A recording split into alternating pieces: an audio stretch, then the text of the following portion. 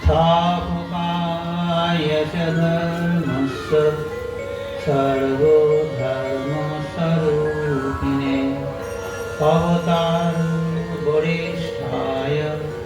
रामकृष्णाय ते नमः।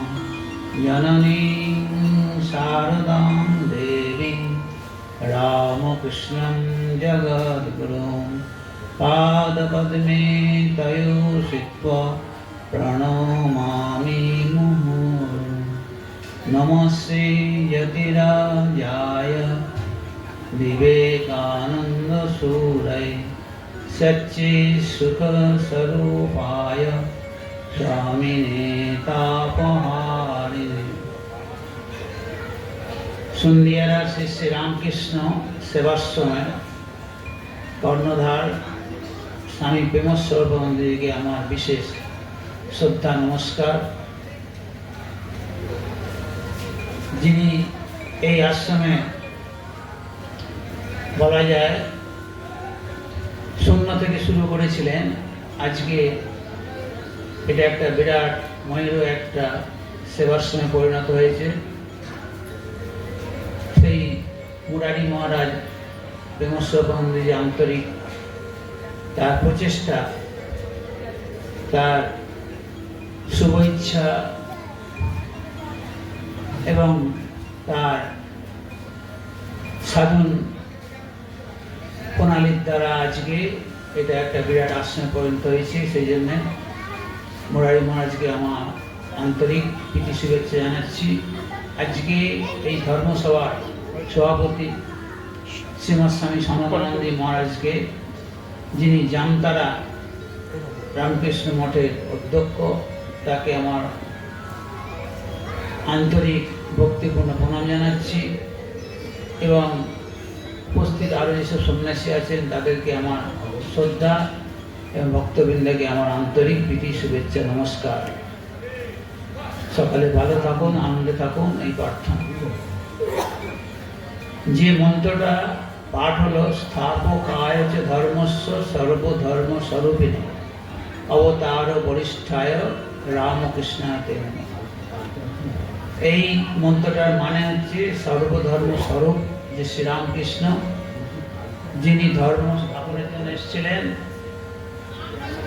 তাকে অবতার বরিষ্ঠ হিসাবে আমি প্রণাম করছি। তো এই যে অবতার বরিষ্ঠ বললেন স্বামীজি, কেন বললেন? আর এই মন্ত্রটা রচনা করেছেন জীবনের শেষ পর্যায়ে নবগোপাল ঘোষের বাড়িতে। নবগোপাল ঘোষের বাড়িতে যখন তিনি উৎসব উপলক্ষে গেছেন, তখন সেইখানে তিনি এই মন্ত্রটা রচনা করেছিলেন। অথচ শ্রীরামকৃষ্ণ যখন দক্ষিণেশ্বরে ছিলেন, তখন নরেনকে জিজ্ঞাসা করলেন, আচ্ছা নরেন, আমাকে দুজন লোক অবতার বলে প্রচার করে, একজন থিয়েটার করে আর একজন মানুষ কাটে। থিয়েটার করে মানে শ্রীরামকৃষ্ণের ভাষায় সেই কৃষ্ণচন্দ্র ঘোষ, তিনি থিয়েটার করতেন, আর রামচন্দ্র দত্ত তিনি পেশায় ডাক্তার ছিলেন, সেই জন্য তাকে ঠাকুর বলতেন মানুষ কাটে। তো এই দুজন শ্রীরামকৃষ্ণ অবতার বলে প্রচার করে, তোর কি অভিমত? তখন নরেন্দ্রনাথ একটু দ্বিধা না করে বললেন যে যখন আমি বুঝবো তখন বলবো আপনি কে কি বললো না বললো আমার বয়ে গেল। সেই জন্যে জীবনের শেষ পর্যায়ে শ্রীরামকৃষ্ণকে তিনি অবতার পুষ্ট বললেন। এখন যদি অবতার একজনকে বরিষ্ঠ বলা হয়, তাহলে অন্যান্য অবতারকে ছোট করা হয়। যুগ প্রয়োজনে তারা আসেন। শ্রীরামচন্দ্র এসেছিলেন ত্রেতা যুগে, দাপট এসেছেন শ্রীকৃষ্ণ, তেমনি যেমন যেমন যুগ যুগে প্রয়োজন হয়েছে, বুদ্ধদেব এসছেন, যীশুখ্রিস্ট এসছেন, চৈতন্য এসছেন, শ্রীরামকৃষ্ণ এসছেন। তাহলে বরিষ্ঠ কথাটার মানে হচ্ছে বড়, পুরু কথা থেকে এসছে। তো এখন শ্রীরামকৃষ্ণকে তিনি কিভাবে তিনি অবতার পুষ্ট বললেন, সেটা হচ্ছে ডিফারেন্সিয়েশন অফ ম্যানিফেস্টেশন। যেমন মানুষ হিসেবে আমরা সবাই সমান, কিন্তু ঠাকুর বলছেন কারোর ক্ষীরের পর, কারোর কলাইয়ের ডালের পর, কারোর নারকেলের পর, বাইরে থেকে সব সমান, কিন্তু ভেতরে কি আছে সেটা জানি না। তেমনি এখানে যে শ্রীরামকৃষ্ণ এসেছিলেন, শ্রীরামচন্দ্র এসেছিলেন, শ্রীকৃষ্ণ এসেছিলেন, তাদের মধ্যে যে প্রকাশের তাৎপর্য, সেই প্রকাশের তাৎপর্য দিক থেকে স্বামীজি শ্রীরামকৃষ্ণ অবতার বরিষ্ঠ বলেছিলেন। এবারে সেটার বিশেষ ব্যাখ্যায় আমি আসছি। শ্রীরামকৃষ্ণ নিজেই বললেন, আমার এই শরীর থেকে বেরিয়ে সচ্চিদানন্দ রূপ ধারণ করলো। অর্থাৎ এই ভেতর থেকে সচ্চিদানন্দ বেরিয়ে একটা রূপ ধারণ করে শ্রীরামকৃষ্ণ শরীরটাকে দেখিয়ে বলল, যুগে যুগে অবতার, পূর্ণ অবতার, তবে সত্যগুণের ঐশ্বর্য। যুগে যুগে অবতার, পূর্ণ অবতার, সত্যগুণের ঐশ্বর্য। অর্থাৎ শ্রীরামকৃষ্ণকে রামচন্দ্রের মতো, শ্রীকৃষ্ণের মতো অস্ত্র ধরতে হয়নি। শ্রীরামকৃষ্ণ তিনি সত্যগুণে পরিপূর্ণ ছিলেন। তিনি ভালোবাসার দ্বারা মানুষের মনের সমস্ত অসুর প্রকৃতিকে দূর করেছিলেন। সেই জন্য শ্রীরামকৃষ্ণের মধ্যে আমরা দেখতে পাচ্ছি যে তার মধ্যে সত্যগুণ ঐশ্বর্য। এখন কিভাবে স্বামীজি শ্রীরামকৃষ্ণকে অবতার বরিষ্ঠ বললেন, সেটা সম্বন্ধে স্বামী গম্ভীরানন্দ মহারাজের একটা সুন্দর বক্তৃতা আছে। সেই সূত্র ধরে আমি বলছি। যেমন শ্রীরামচন্দ্রের জীবনে আমরা কি দেখতে পাই, তিনি সত্যকে ধরেছিলেন। সত্যকে রক্ষার জন্য তিনি বনবাসে গিয়েছিলেন, সীতাকে বর্জন করেছিলেন, লক্ষ্মণকে বর্জন করেছিলেন। কথামৃতে আছে যে বাবা যদি ছেলের হাত ধরে, সেই ছেলে কখনো পড়ে না। ছেলে যদি বাবার হাত ধরে, তাহলে ছেলে একটা ভালো সুন্দর দৃশ্য দেখলো, বাবার হাত ছেড়ে দিল, পড়ে গেল। তো এখানে শ্রীরামকৃষ্ণ কি সত্য ধরেছিলেন, সত্য শ্রীরামকৃষ্ণকে ধরেছিলেন, শ্রীরামকৃষ্ণ সত্যকে ধরেছিলেন তা না।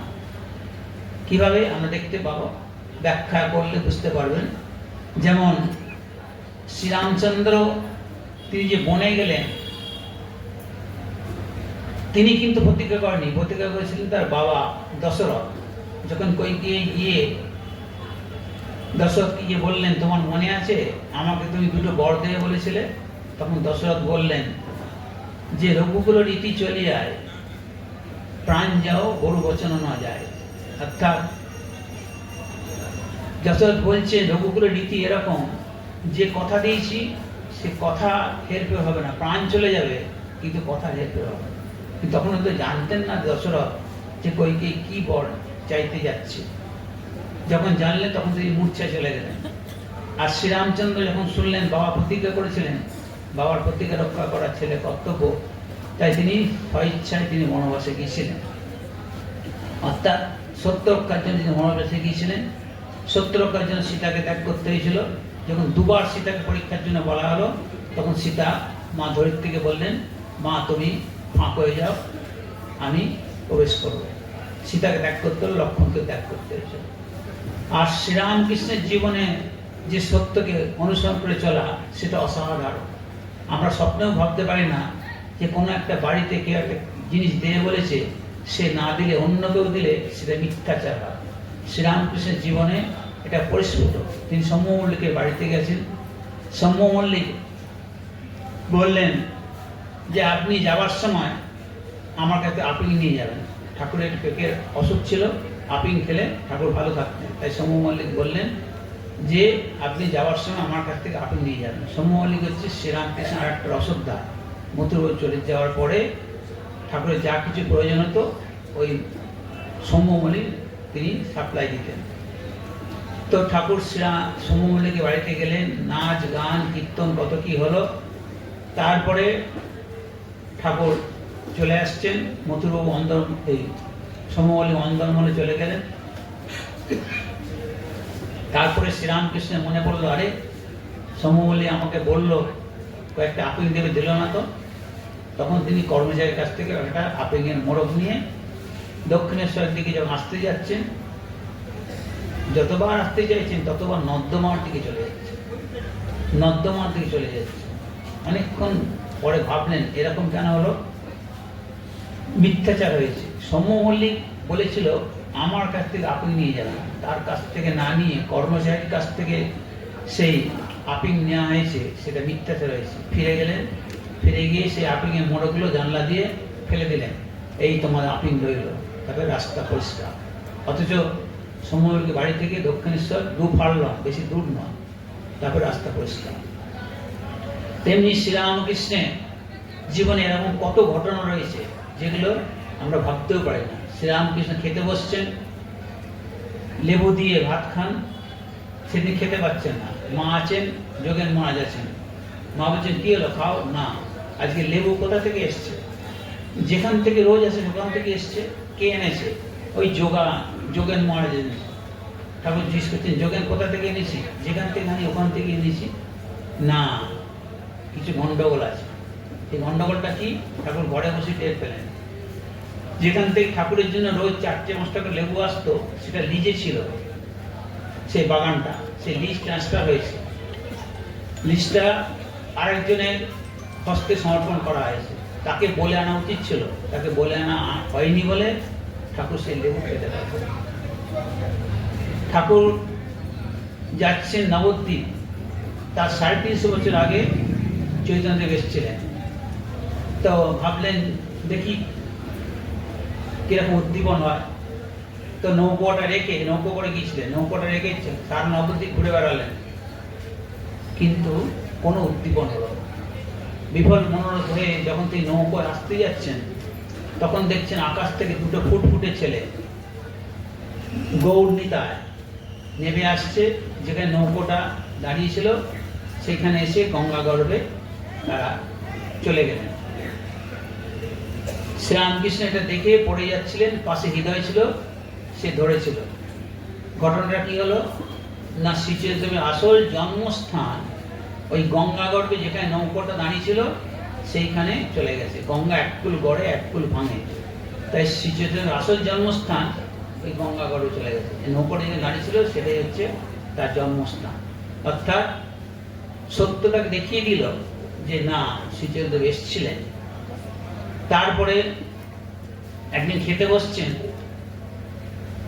বলছে আজকে কে রান্না করেছে? বলছে গোপালের মা। বলছে ওর হাতে রান্না খাবো না।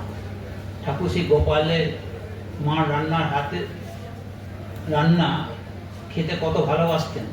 সে গোপালের মায়ের হাতের রান্না জন্য ঠাকুর উৎসবে বসে থাকতেন আর বলতেন এটা নিয়ে আসে ওটা নিয়ে আসে। সেই গোপালের মার হাতে রান্না বলছেন আর খাবেন না, কারণ ভাতটা শক্ত হয়েছিল। তো মা মনে মনে ভাবছেন একটা কথা বলেই ফেলেছেন, কিন্তু সেটাই সত্যি হলো। গোপালের মার হাতে রান্না খেতে হয়নি, ঠাকুরের গলরং ধরা পড়লো, শ্রী মাই পথ্য করে দিতেন।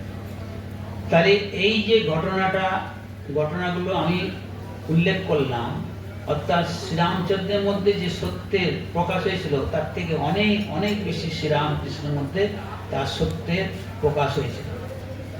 এইবারে আসছে শ্রীকৃষ্ণ।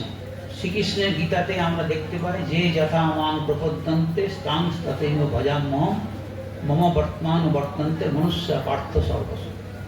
অর্থাৎ যে যেভাবে যে পদ দিয়ে আমার উপাসনা করুক না কেন, সে আমাকেই প্রাপ্ত হয়। এটা একটা সর্বধর্ম সমন্বয় বার্তা। তো সেখানে শ্রীকৃষ্ণ কতটা সাধন করেছিলেন আমরা জানা নেই। আর শ্রীরামকৃষ্ণ সব ধর্ম সাধন করে বললেন সব ধর্ম সত্য, যত মত তত পথ। শ্রীরামকৃষ্ণ সব ধর্মের সাধন করে বললেন। আর শ্রীকৃষ্ণ যখন এসেছিলেন তখন তিনি কতটা সাধন করেছিলেন জানি না। আর তখন ইসলাম ধর্ম সৃষ্টি হয়। সেই জন্য শ্রীরামকৃষ্ণ যে বললেন সর্বধর্ম সমন্বয় বার্তা, সেটা আরো অনেক বেশি পরিস্ফুট শ্রীরামকৃষ্ণের জীবনে। আর আমরা কি দেখতে পাই যে শ্রীকৃষ্ণ যুধিষ্ঠিরকে তিনি বসিয়ে হস্তিনাপুরে, তারপরে তিনি পুরো ভারতবর্ষকে একত্র করার চেষ্টা করেছিলেন। সেখানে রয়েছে গম্ভীরানন্দময় বলছেন যে শ্রীরামকৃষ্ণ যখন জন্মগ্রহণ করেছিলেন তখন শরৎমাল বলছেন জগতের কুণ্ডলী শক্তিকে জাগরিত করে দিয়েছিলেন। মহাপুরুষ মহারাজ বলছেন শ্রীরামকৃষ্ণ যখন এসেছিলেন জগতে কুণ্ডলী শক্তিকে জাগরিত করেছিলেন। সেই কুণ্ডলী শক্তি প্রত্যেক মানুষের মধ্যে আছে। আর জগতের মধ্যে আছে, সেটা জাগালে জাগে। তো তার দ্বারা কি হলো, সমস্ত জগৎকে তিনি এক করার চেষ্টা করেছিলেন। প্রত্যেকটা মানুষের মধ্যে যে কুণ্ডলী শক্তি আছে, সেইটা জগতের মধ্যে যে কুণ্ডলী শক্তি আছে সেটাকে জাগরিত করে প্রত্যেক মানুষের মধ্যে সেই কুণ্ডলী শক্তি জাগরণের একটা উপায় দেখিয়ে দিয়ে গিয়েছিলেন। সেই জন্য শ্রীরামকৃষ্ণ যখন এসেছিলেন সমস্ত জগৎকে একত্র করার চেষ্টা করেছিলেন। পরে শিবজ্ঞানে জীব সেবার মাধ্যমে আমরা দেখতে পাবো, সেটা পরে আসছি। এরপরে আসছি যীশুখ্রিস্ট। যীশুখ্রিস্টের জীবনে কি দেখতে পাই, যে তিনি অনেকজন কুষ্ঠরোগীকে ছাড়িয়ে তুলেছিলেন এবং অনেক তিনি মরা মানুষকে বাঁচিয়ে তুলেছিলেন। অনেক মানে কয়েকটা এরকম তার জীবনে ঘটনা আছে। আর যীশুখ্রিস্টের জীবনে আমরা দেখতে পাই তারা নিজেরা সকলকে পাপী বলে। এইখানে শ্রীরামকৃষ্ণ একটা অসাধারণ তিনি বেদান্তের উপমা দিয়েছেন। বলছেন যে নিজেকে পাপী বলবে না, পাপকে ঘৃণা করো, পাপীকে নাও। পাপকে ঘৃণা করো, যে পাপটা করছে সেটাকে এখানে পাপীকে নাও। কারণ এই পাপী একদিন যখন সে পাপ কাজে ছেড়ে দেবে তখন সে সাধুতে পরিণত হবে। এই গিরিশবাবু তিনি তো বলছেন জীবনে এমন কোনো পাপ নেই যে আমি করিনি। সেই গিরিশবাবু শ্রীরামকৃষ্ণ সংস্পর্শে এসে তিনি সোনা হয়ে গেলেন, সকলে তাকে প্রণাম করত। তেমনি বুদ্ধদেবের আছে অঙ্গুলিমাল, তেমনি রত্নাকর দস্যু বাল্মীকি হয়ে গেলেন। তো সেই জন্যে শ্রীরামকৃষ্ণ বলছেন যে পাপকে ঘৃণা করো, পাপীকে নাও। আর শ্রীরামকৃষ্ণ একজন দুজনকে বাঁচিয়ে তোলার কথা ভাবেননি, সমস্ত জগতের মানুষের কল্যাণের কথা ভেবে তিনি শিবজ্ঞানে জীব সেবা একটা রূপরেখা দিয়ে গেলেন।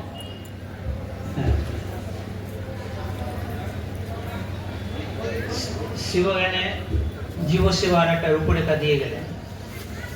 শ্রীরামকৃষ্ণ শুধু মুখে বললেন না, তিনি নিজের জীবনে সেটা কার্যকর করিয়ে দেখালেন। যখন তিনি দেওঘরে গেছেন বৈদ্যনাথ দর্শন করতে, বৈদ্যনাথ দর্শন করার পরে যখন তিনি বাইরে এসছেন, যেখানে অনেক লোক দেখছেন, অনেক লোক তাদের মাথায় তেল নেই, শরীরে বস্ত্র নেই, গায়ে পেটে খুব তাদের অন্ন নেই, পেটে অন্ন নেই, মাথায় তেল নেই, পরনে কাপড় নেই। সেই জন্য শ্রীরাম ও কৃষ্ণ মথুরকে বললেন, মথুর তুমি এদের এক মাথা করে তেল দাও, এদের প্রত্যেককে কাপড় দাও আর পেট ভরে খাও। এটা শুনে মথুরবাবু বলছেন, মথু যদিও ঠাকুরের সঙ্গে আছেন, বিষয়ে তার যে চিন্তা এখনো যায়নি, তাই বলছেন ঠাকুর এগুলো করতে গেলে তোমার তীর্থ দর্শন হবে না। শ্রীরামকৃষ্ণ তিনি বৈদ্যনাথ ধাম থেকে যাবেন কাশী দর্শন করতে। ঠাকুর বলছেন এই হইল তোমার কাশী যাও, আমি বসলাম, তুমি যদি এদের এই সেবা না করো আমি কাশী যাব না। কেন বললেন? অসাধারণ তাৎপর্য। অর্থাৎ কাশীতে গিয়ে সেখানে বিশ্বনাথ দর্শন করলে যে ফল হবে, এই মানুষগুলোকে সেবা করলে সে একই ফল।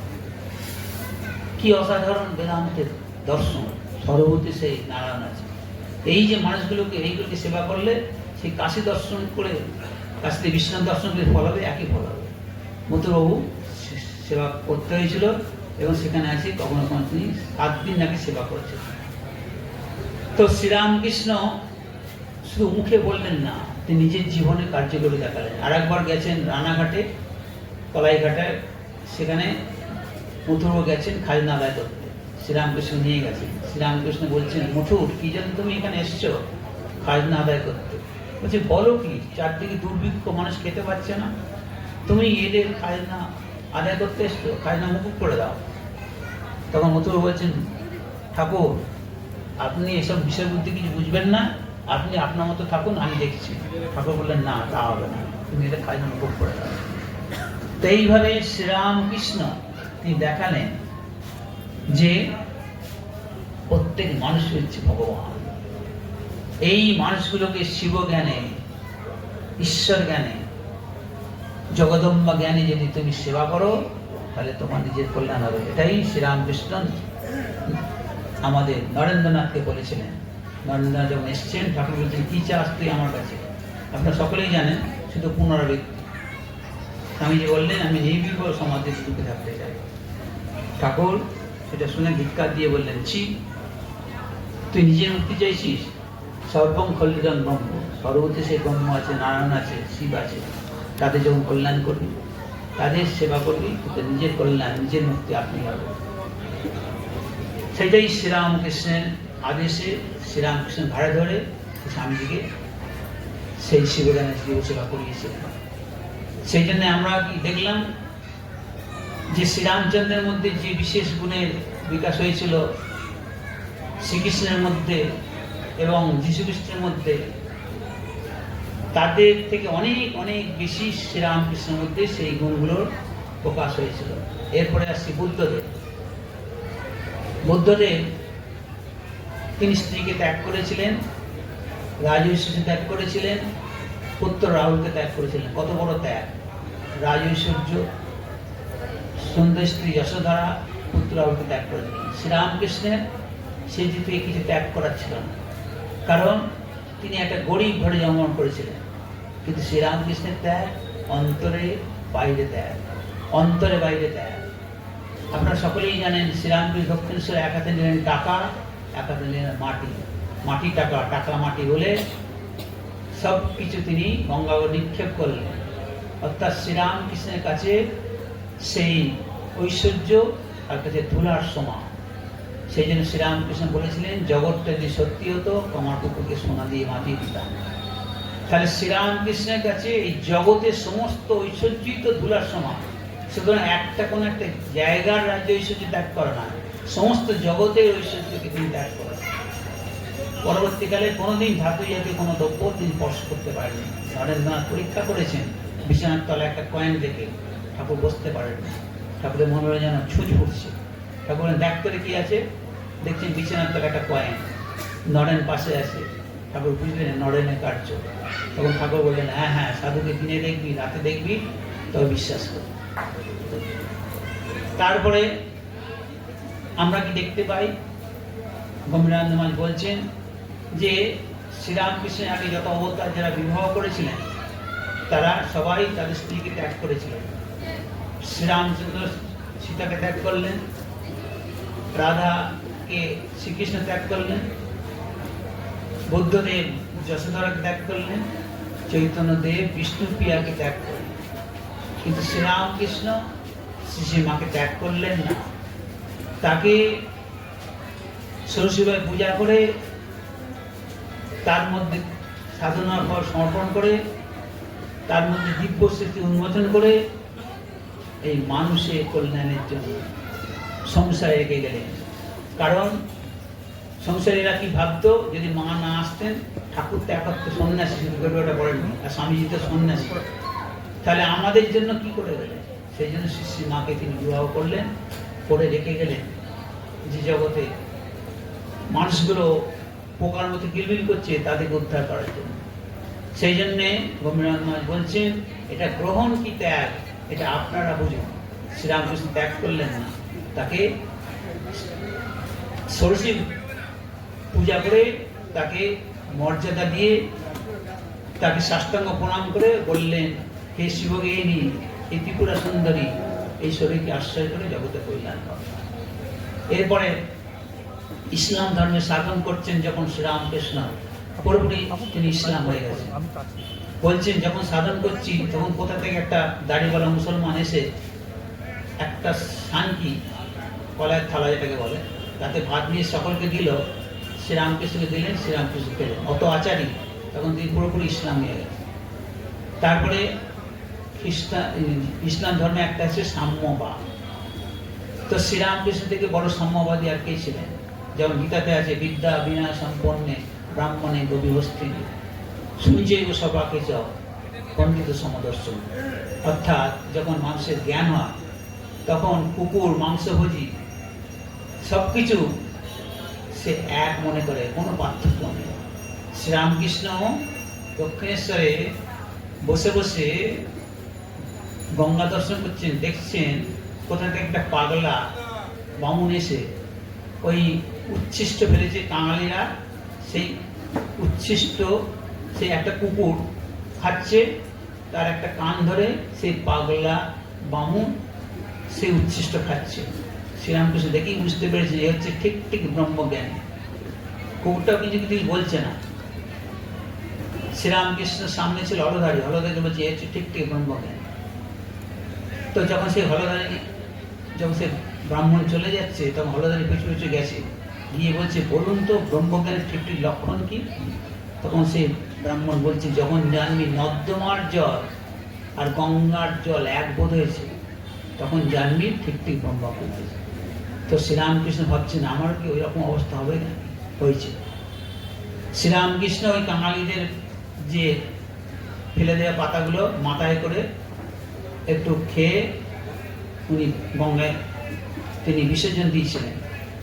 এছাড়াই শুধু নয়, তিনি ব্রাহ্মণ ছিলেন, যদি ব্রাহ্মণের অহংকার থেকে থাকে সেটা দূর করার জন্য তিনি যে রসিক মাঠো, আপনারা সকলেই জানেন, শিয়রে গেলে সেই রসিক মাঠরে সেই যে বাথরুম রাত্রিবেলা গিয়ে পরিষ্কার করে দিয়েছেন, এবং বলা আছে ওনার চুলগুলো বড় হয়েছিল, সেই চুলগুলো দিয়ে পুঁছে দিয়েছে। অর্থাৎ শ্রীরামকৃষ্ণের থেকে এইরকম সাম্যবাদী সকলের মধ্যে সে ব্রহ্ম, সেটা কথার কথা না, নিজের উপলব্ধি। আরো ঘটনা আছে, মাঝিতে মাঝি ঝগড়া করছে, একজন মাঝি একজন মাজরকে থাপ্পড় মারল। শ্রীরামকৃষ্ণ নদীতে গঙ্গাতে দেখছেন একটা নৌকোয় একটা মাঝির সঙ্গে ঝগড়া করতে করতে তাকে থাপ্পড় মারল। শ্রীরামকৃষ্ণ হু করে উঠলেন। হৃদয় পাশে ছিল, হৃদয় বলছে কি হলো মামা, এরকম আত্মনাদ করে উঠলে কেন? তোমার পিঠে দেখছি 5টা আঙুলের দাগ, কে মারলো? বলছে কেউ মারেনি, এই একটা মাঝিকে থাপ্পড় মারলো, মনে হয় যে আমাকে মেরেছে। এর থেকে বড় যে সাম্যবাদী সর্বভূতে ব্রহ্ম দর্শন আর কি?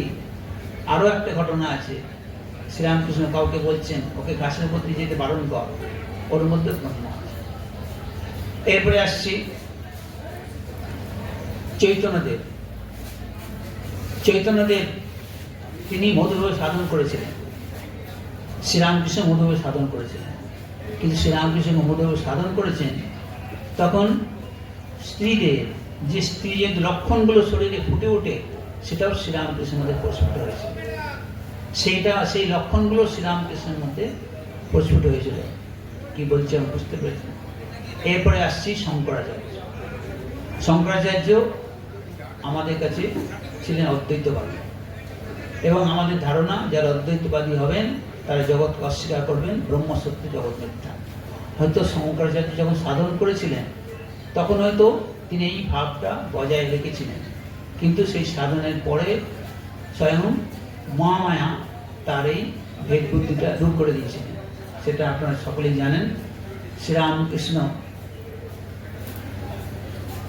শঙ্করাচার্য যখন গঙ্গায় স্নান করতে যাচ্ছেন, তখন একজন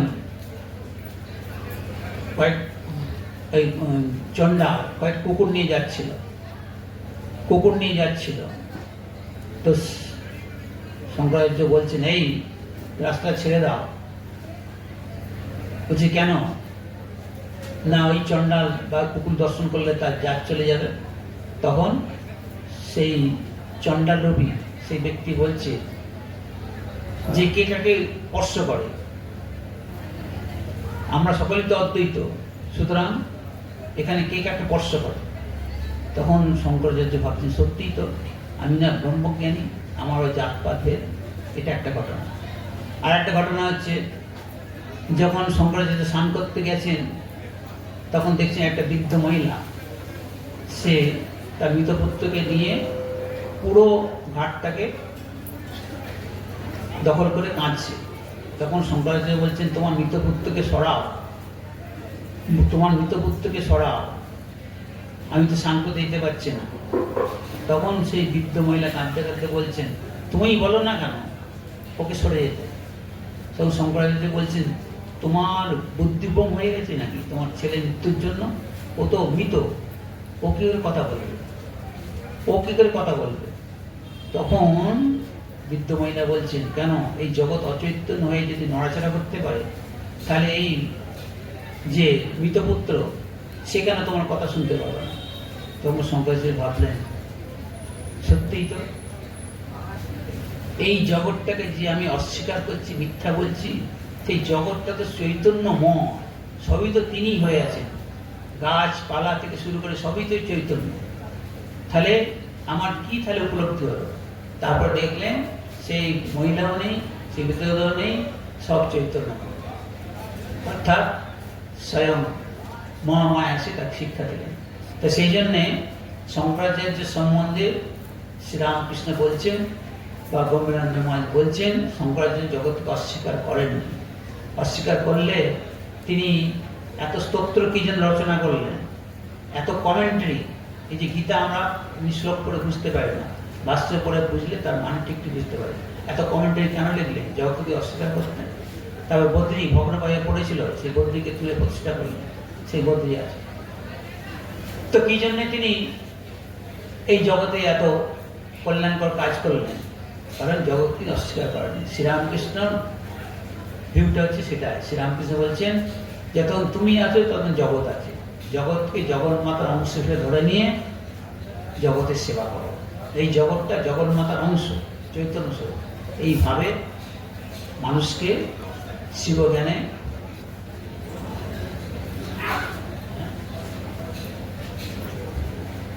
হ্যাঁ আমি বলেই যাচ্ছি। তো তারপরে শ্রীরামকৃষ্ণ বললেন জগৎকে জগন্মাতা অংশ হিসেবে ধরে নিয়ে জগতের সেবা করা। তো সেই জন্যে শ্রীরামকৃষ্ণ অন্যান্য অবতারদের মধ্যে এক এক করে যেসব ঘটনা তুলে বললাম, তো শ্রীরামকৃষ্ণের মধ্যে সেই সব গুণগুলোর অধিক বিকাশ হয়েছিল, তার থেকে অনেক অনেক বেশি সেই গুণের বিকাশ হয়েছিল। এবং শ্রীরামকৃষ্ণ শুধু বললেন না যে শুধু শুনলেই হবে, পড়লেই হবে, বললেন ডুব দাও।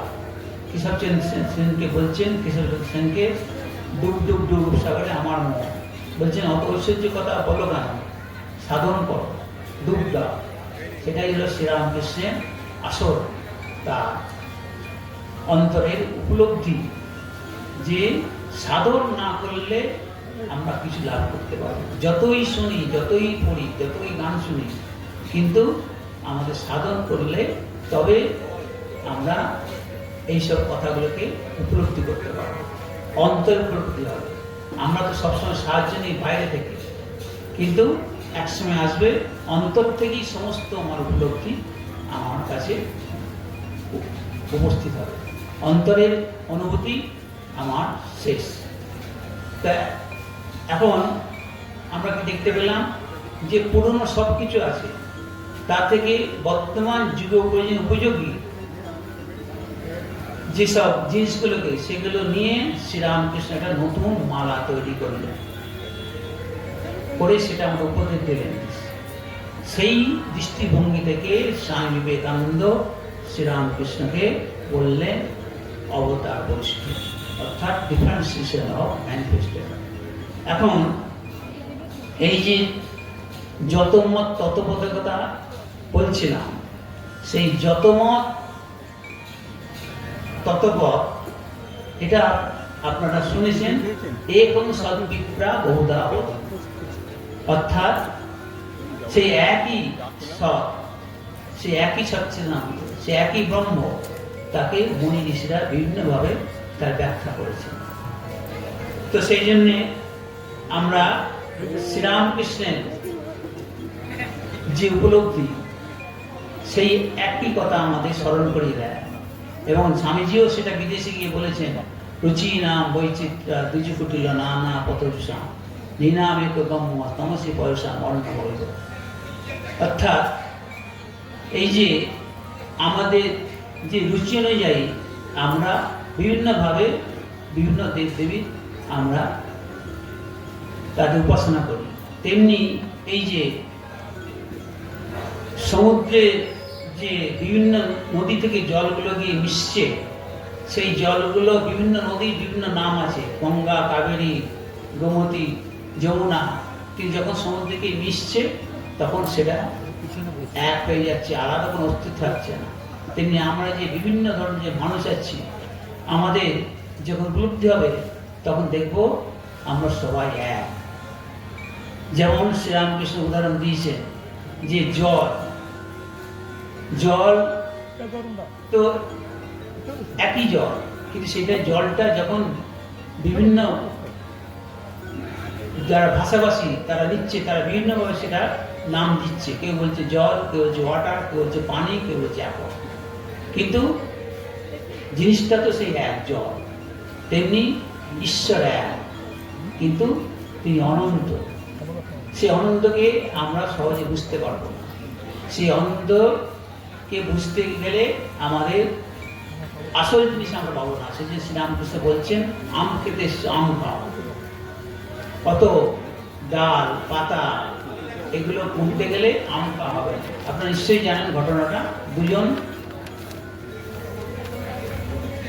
ছেলে তারা রাস্তা দিয়ে যাচ্ছে, একটা আম গাছে একটা বাগান দেখলো, তো আম খাওয়ার ইচ্ছা হলো। একজন গিয়ে টপাটপ আম পেরে খেতে শুরু করলো, আরেকজন কটা ডাল, কটা পাতা, কটা গাছ গুনতে শুরু করলো। এমন সময় মালিক এলো, এসে দেখছে আরে আমার বাগানে এরকম দুটো ছেলে এসে আমার আমকে নষ্ট করছে, তাড়িয়ে দিল।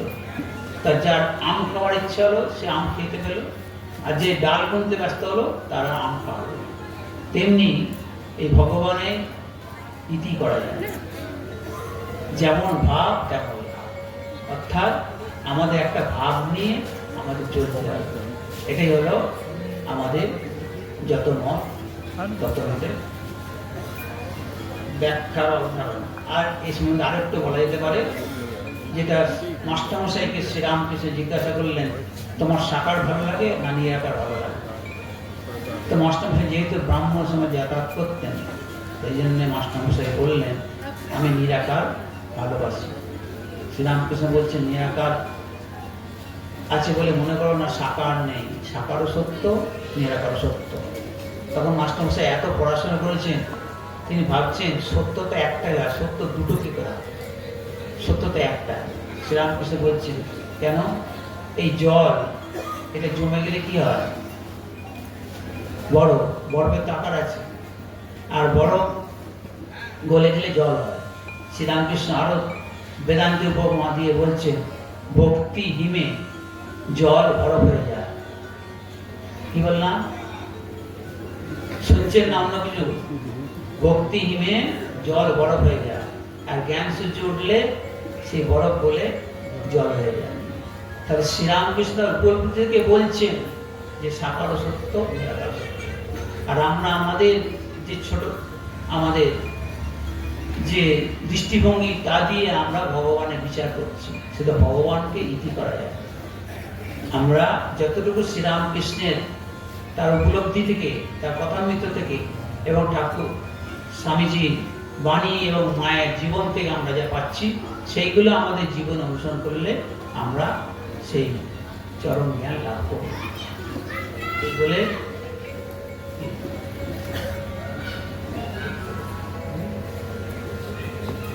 হ্যাঁ আমি শেষ করে দিই নাকি?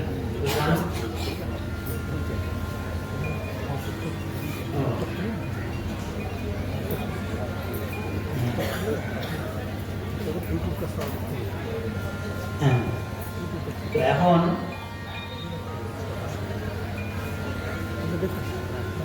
শ্রীরামকৃষ্ণের যে উপদেশ ভগবান লাভের জন্য খুব সহজভাবে শ্রীরামকৃষ্ণ তিনটি কথা ব্যক্ত করেছেন। যেহেতু আরেকটু সময় আছে, ভগবত যখন আসেননি সেই দিন আমার যতটুকু বলবার ছিল, এইবারে এক্সট্রা কিছু বলছি।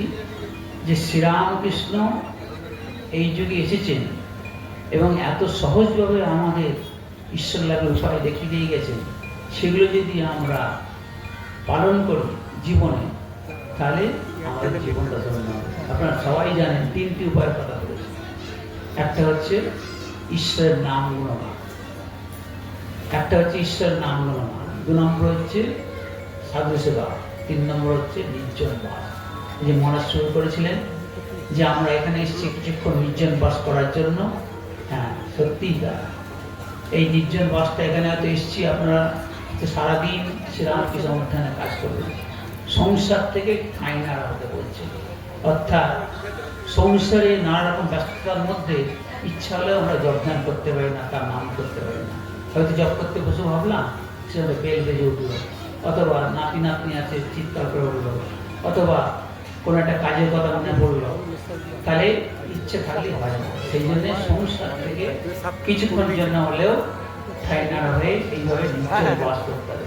সেটা ঠাকুর বলেছেন, একদিন, দুদিন, 3 দিন, সেটা দরকার হলে যেমন যেমন আমার সুবিধা হবে, পরিস্থিতি অনুকূল হবে, সেইভাবে এই নির্জন বাসের সময়টাকে বাড়াতে হবে। আর নাম গুণগান, ঈশ্বরের নাম গুণগান করতে হবে। ভূতেন্দ্র মহারাজ বলছেন যে অনেকে জিজ্ঞাসা করি যজ্ঞের সময় পাও, সবাই বলে মহারাজ সংসারে এত কাজ, আপনারাও বলেন কোথায় সময় মহারাজ? তখন মহারাজ বলছেন সংসারে সমস্ত কাজ করার সময় পাও, আর ভগবানকে ডাকবার জন্য সময় পাও না। এগুলো হচ্ছে ভগবান প্রতি অনুরাগ নেই। স্বামী অফিসে যাবে, তার রান্না ঠিক সময় করে দিতে হবে, মেয়ে স্কুলে যাবে, ছেলে স্কুলে যাবে, সংসারের সমস্ত কাজ করতে হবে, এর সঙ্গে ব্যয় করতে হবে, সমস্ত কাজে নিচাস কর যতবার, সেগুলো সবই হচ্ছে, কিন্তু ভগবানকে ডাকার জন্য 15 মিনিট 8 ঘন্টা সময় পাওয়া যায় না। অনেকে দীক্ষা নিয়ে আমরা শুনি ওই কোনো রকম 108 জপ করে অফিস চলে গেল। জপ করেছে, হ্যাঁ করেছে। সেই জন্যে শ্রীরামকৃষ্ণ পরিষ্কার করে বলছেন, ঈশ্বরের নাম গুণগান করলে মনের ময়লা কেটে যায়। মা বলছেন যে ঈশ্বরের নাম গুণগান করলে যেখানে তরলে হাগার দেওয়ার কথা সেখানে ছুঁচ ফুটবে। অর্থাৎ আমার পারদ্ধ কিন্তু আমাকেই খণ্ডন করতে হবে, অন্য কেউ করবে না।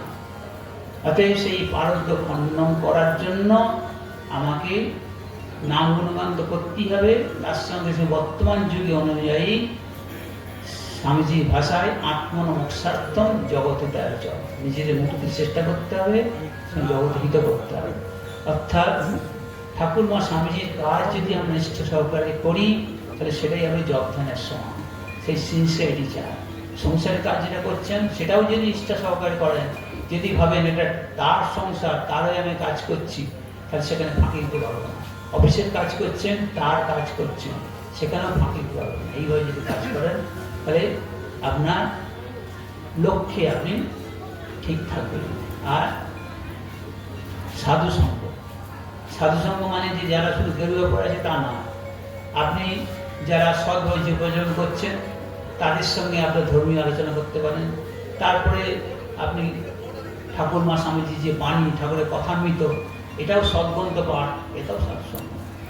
তবে সাধুদের দেখলে কি হয় না, আমাদের মনে একটা অনুতাপ আসে যে আমরাও তো এই সংসারে আছি, আর এই মহারাজরা সব সংসার ছেড়ে দিয়ে এখানে বাবার নাম করছে, আমরা পারছি না কেন?